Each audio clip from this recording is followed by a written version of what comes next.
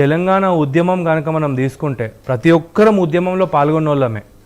అవసరం లేదురా మాకు ఈ పాలన, నీళ్లు నిధులు నియామకాలు అని చెప్పేసి తెలంగాణ రాష్ట్రాన్ని సాధించుకోగలిగినాం. First thing. రెండోది ఏంటి అంటే, నేను యువజన పార్టీ అధ్యక్షుని హోదాలో ఒక మాట చెప్తున్నాను.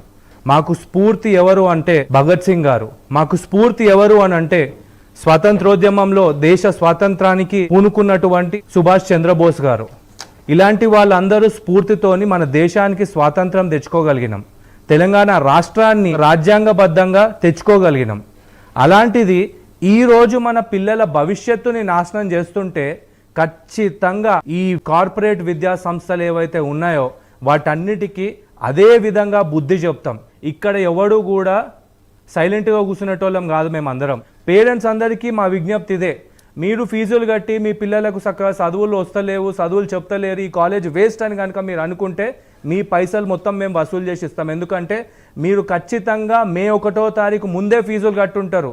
మే 1వ తారీఖు నుండి ఈ అడ్మిషన్ ప్రాసెస్ అనేది స్టార్ట్ అవ్వాలని బోర్డ్ ఆఫ్ ఇంటర్మీడియట్ గైడ్ లైన్స్లో ఉంది. కాబట్టి మీ అందరికీ తోడుగా మేమున్నాము. అండ్ మీకు ప్రతి ఒక్క రూపాయి వసూలు చేసి ఇస్తాం. మన పిల్లలకు నాణ్యమైన విద్య కావాలని అడుగుతున్నాం.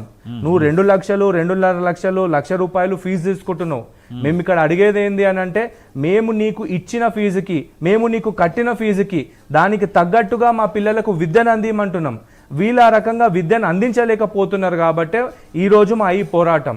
ఈరోజు ప్రతి ఒక్క విద్యార్థి సంఘం కూడా తమకు తాము ప్రక్షాళన చేసుకోవాల్సినటువంటి సమయం ఆసన్నమైంది. ఎందుకంటే మీరేమో అక్కడ మేము విద్యార్థుల గురించి పోరాడుతున్నామని చెప్పేసి అంటున్నారు.